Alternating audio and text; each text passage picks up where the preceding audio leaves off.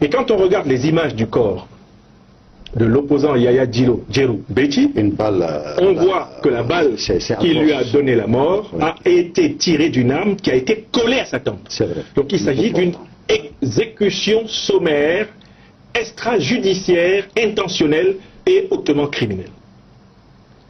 Cela a été fait alors même qu'on veut donner au Mali, au Burkina et au Niger les leçons en matière de traitement des opposants. Vous avez vu la mollesse de la réaction de la soi-disant communauté internationale promotrice de la propagande démocratique. Yaya Djilo était en fait le candidat qui devait battre le 6 mai 2024 la coalition Masra et Mahamat Kaka-Déby à l'élection présidentielle. Il devait les battre.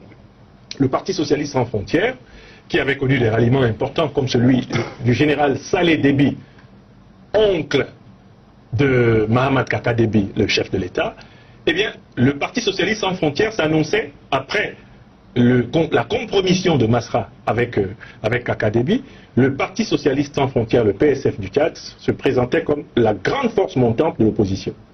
Vous avez vu la méthode? Ils sont allés le chercher en plein jour, après avoir monté un canular. Ils ont d'abord assassiné l'un des secrétaires de son parti. Ils ont pris le corps et l'ont amené au siège de l'Agence nationale de sécurité, ANS. La famille de l'infortuné est allée réclamer le corps.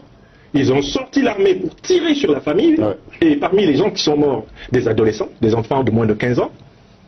Et ils ont tiré prétexte de cela pour dire que c'est le Parti Socialiste Sans Frontières qui attaquait l'Agence nationale de sécurité. Mais quel intérêt y avait-il à attaquer l'Agence nationale de sécurité? Aucun. Et Yaya Djilo, avant de mourir, au siège de son parti, a parlé.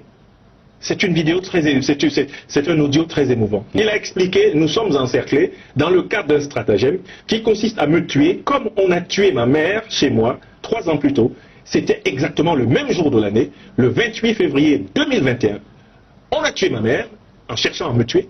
Et aujourd'hui, 28 février 2024, Mahamat Kaka-Déby envoie ses hommes m'encercler pour me tuer. Et il a été tué. Alors donc, qu'est-ce qu'on doit dire? On doit dire que ce qu'ils appellent l'élection présidentielle le 6 mai 2024 est une mascarade. Succès Masra, que j'appelle depuis lors échec Masra, est lui aussi candidat. Mahamat Kaka-Déby est candidat, mais Succès Masra est chargé de faire un peu comme Konan Kouadio-Bertin en Côte d'Ivoire a fait avec Alassane Ouattara. Donner caution. Voilà, il donnera caution à Mahamat Kaka-Déby parce que le score bien soviétique de Mahamat Kaka-Déby a été co-rédigé par ses maîtres néocolonialistes avec Succès Masra. Ils vont organiser une mascarade. Succès Masra va jouer à l'opposant qui reconnaît honorablement sa défaite et ils vont continuer à gouverner le pays en coalition comme ils ont commencé. En réalité, ça ne va pas résoudre le problème parce que selon les informations qui me parviennent, il y a à l'intérieur des forces de sécurité du Tchad un duel qui se prépare entre 2 grandes forces. Mahamat Kaka-Déby s'est fortement appuyé sur ses oncles maternels, l'ethnie des Goran, qui constitue l'essentiel de ce qu'on appelle la FIR, Force d'intervention rapide, une unité récemment créée et qui est justement coupable des exactions abominables qu'on a vues.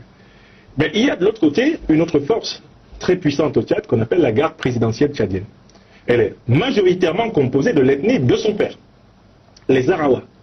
Et les Tchadiens observent ces derniers jours un positionnement hostile des 2 forces en présence.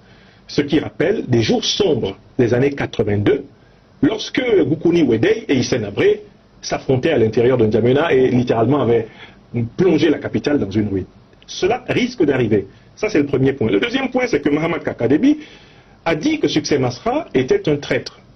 Que Succès Masra était un individu qui, le matin, marche avec Dieu, joue à l'ange, mais la nuit, dîne avec le diable. Il l'a dit en critiquant le livre principal que Succès Masra a publié. Tchad, Lumière obscure, etc. Donc, il est à penser qu'entre Succès Masra et Mahamat Kaka-Déby, un compte sera réglé. Après l'avoir utilisé comme Premier ministre de Pakoti, il va le jeter comme un Kleenex usagé. Et comme Succès Masra n'a pas sa langue dans la poche, il va parler. Et à ce moment-là, Mahamat Kaka-Déby, qu'est-ce qu'il va faire? Il va le dilotiser. Dilotiser, tuer froidement l'ennemi, alors que l'ennemi n'est un adversaire qui voulait une compétition politique égalitaire. Bon, j'ai ici l'obligation de dire que des jours très sombres s'annonce au Tchad. Ouais. Qui plus est, Idriss Déby Itno meurt 2 mois après avoir assassiné la mère de Yaya Dillo. Il assassine la mère de Yaya Dillo le 28 février 2021. Je vous fais remarquer que Yaya Dillo a été assassiné le 28 février 2024. Regardons ce qui va se passer dans les 2 mois à venir. D'accord. La loi des séries. La loi des séries.